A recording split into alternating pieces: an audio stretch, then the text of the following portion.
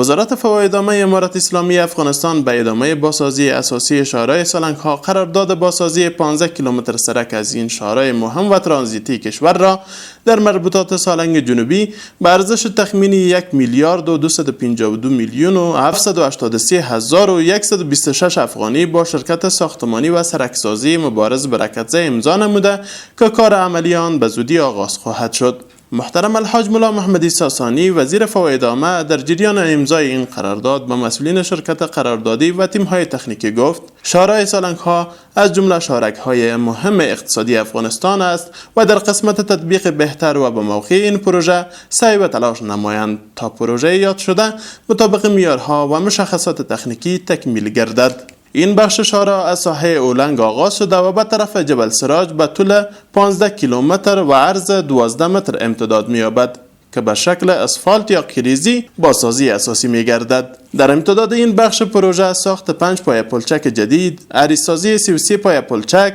و ساخت 600 متر جویچه به یک طرف سرک نیز شامل می‌شود. قابل ذکر است سالنگ جنوبی از ساحه تونل الی اولنگ به شکل کانکریتی شامل پلان است که قسمت زیاد آن تکمیل شده و از ساحه اولنگ الی جبل سراج کریزی یا اسفالت می شود. وزارت فوایدنامه امارت اسلامی افغانستان کار بازسازی اساسی شهرهای سالنگ ها را در 3 بخش سالنگ جنوبی، سالنگ شمالی و بخش خنجان الی دوشی آغاز نموده بود که تاکنون به شمول تونل، گالری ها و قسمت های آسیب پذیر آن به شکل اساسی بازسازی شدند. شهرهای سالنگ ها یکی از مهمترین شهرهای ترانسپورتی و ترانزیتی کشور است که ولایت شمال را با پایتخت افغانستان وصل می سازد و نقش مهمی در رفت آمد مردم، انتقال اموال تجارتی و محصولات زراعتی دارد.